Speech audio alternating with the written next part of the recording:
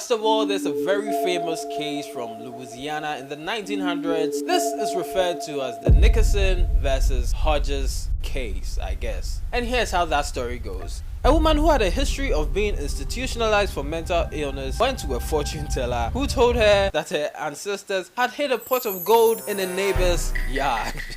So she went to the landowner and explained what the fortune teller had told her and asked for permission to dig for the treasure. So as a good April Fool's prank, the landowner together with his friend decided to bury a pot full of rocks and sand for this woman to find.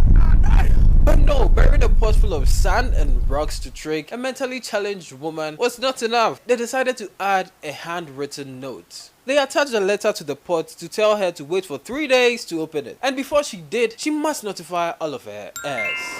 Or heirs. She had to inform her relatives and loved ones. So whatever, they planted the rocks, and I think after a few days the woman came around and they helped find this pot of gold. And this woman, Mrs. Nickerson, God bless her soul, when she found it, decided to follow the instructions to a T. So she didn't even bother opening it to see how much gold she had found. Instead, she took it to a bank and put it in a safety deposit box. You can already tell this is going to end very terribly. If I won this pot of gold, or if I found this, I would at least peep in there, open it out, try to see what was in there. That's natural, right? Days later, she showed up with her family, friends, and also a judge for a big ceremonial opening of the pot of gold. So you can imagine what happens next. And when she opened it up and saw rocks, everyone laughed at her. She flew into a rage and attacked one of the bank employees with a pot. I mean, what did the bank employee do? Maybe she was the one laughing the loudest. But she wasn't at fault, and it would have been funny.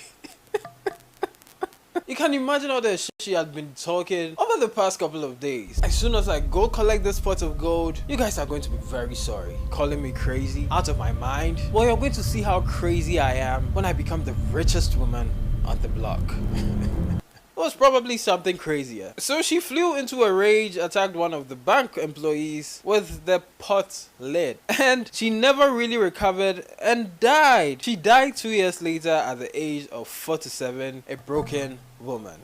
That is very heartbreaking, and obviously the landowner was the worst character in this whole plot because he didn't have to do the woman that dirty. And for April Fool's jokes, you normally end it on that same day. You don't just allow it to bleed into the person's real life for days. That's crazy. But after her death, the court awarded her heirs $500, which was quite a lot back in the day. But I don't really think 500 USD in the 1900s